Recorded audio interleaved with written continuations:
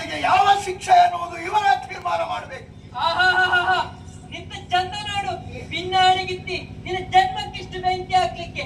ಅಲ್ಲದೆ ಹೋದ್ರೆ ಕಟ್ಟಿಕೊಂಡಂತಹ ಗಂಡನನ್ನೇ ಕೊಂದಂತಹ ಪಾಪಿ ನೀನು.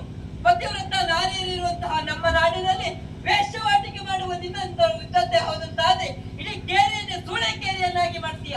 ಹಾಗಾಗಿ ಇವಳನ್ನ ಬಹಿಷ್ಕಾರ ಮಾಡುವುದು ಒಳ್ಳೆದು. ಈ ಊರಿನ ಗೋಡನಾಗಿ ನಾವು ಕೊಡುವ ತೀರ್ಪನ್ನು ಕೇಳಿ ಗಂಡನನ್ನ ಬಂದಂತ ಇವಳ ಹೊಟ್ಟೆ ಬಿಚ್ಚಿಸಿ ಊರು ತುಂಬ ಮೆರವಣಿಗೆ ಮಾಡಬೇಕು. ಒಬ್ಬ ವ್ಯಕ್ತಿ ಇನ್ನೊಬ್ಬ ವ್ಯಕ್ತಿಯನ್ನು ಕೊಲೆ ಮಾಡುವುದು ಅಪರಾಧ.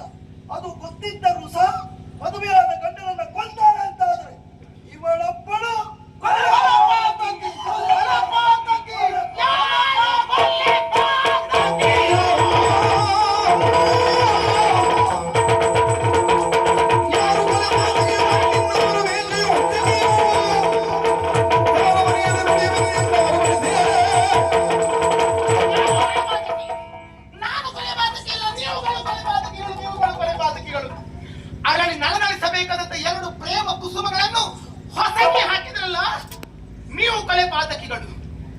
ಬಾನಂಗಳದಲ್ಲಿ ಸ್ವಚ್ಛಂದವಾಗಿ ಹಾರುತ್ತಿರುವ ಪ್ರಣಯ ಪಕ್ಷಿಗಳನ್ನು ಜಾತಿಯ ಬಲೆ ಬೀಸಿ ಕುತ್ತಿಗೆ ಹಿಸುಕಿ ಕೊಂದಿರಲ್ಲ ನೀವು ಕೊಲೆಪಾತಕಿಗಳು. ಮದುವೆಯಾಗಿ ನವ ಜೀವನವನ್ನು ಸಾಗಿಸಬೇಕಾದಂತಹ ಎರಡು ವ್ಯಕ್ತಿಗಳನ್ನು ಜೀವಂತ ಶವಗಳಾಗುವಂತೆ ಮಾಡಿದ್ರಲ್ಲ ನೀವು ಕೊಲೆಪಾತಕಿಗಳು. ಏನಯ್ಯ ಊರ ಮಹಾನುಭಾವ, ಏನಾಡಿದೆ ನೀನು?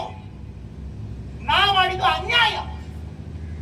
ರಾತ್ರಿ ಬೀದಿ ಬೀದಿ ತಿರುಗಾಡಿ ಎಲ್ಲಿ ಹೆಣ್ಣು ಮಕ್ಕಳು ಸಿಗುತ್ತಾರೆ ಎನ್ನುವ ಹಾಗೆ ಕಾಮುಕನಾಗಿ ಅಡ್ಡಾಡ್ತಾ ಇರ್ತೀಯಲ್ಲ, ಮನೆ ಹೆಂಡತಿಗೆ ನೀ ಮಾಡುವಂತ ವಂಚನೆ ಅಲ್ವೇನೋ? ಅದು ಅನ್ಯಾಯ ಅಲ್ವೇನೋ?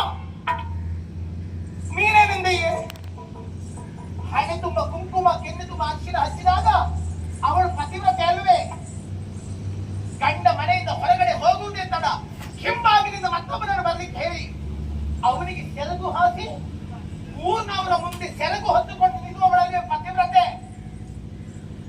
ನಿನ್ನಂತವಳು ನೀ ಹೇಳಿದನ್ನು ಮಾಡ ಹೊರಟಿರುವುದು ನೀನೇನೆಂದೆಯೋ? ಒಬ್ಬ ತಾಯಿ ಹೆತ್ತ ಮಗ ಆಡುವ ಮಾತೇನೋ ಅದು. ಹೇಗೆ ಬರುತ್ತದೋ ನಿನ್ನ ನಾಲಿಗಿಂದ ಆ ಮಾತು? ಏನ್ ಮಾಡಬೇಕು? ಹಾಕುವ ಸೀರೆ ಸರಿಗೆ ಕೈ. ನಿನಗೆ ಅಕ್ಕ ತಂಗಿ ಯಾರದೇ ಇರುತ್ತಿದ್ದರೆ ಈ ಮಾತು ನಿನ್ನ ನಾಲಿಗೆ ಬರ್ಲಿಕ್ಕೆ ಸಾಧ್ಯ ಅಂತ ಹೇಳು. ನೀವೇನೆಂದಿರೆ? ಹೆಣ್ಣಲ್ಲ ನಾನು.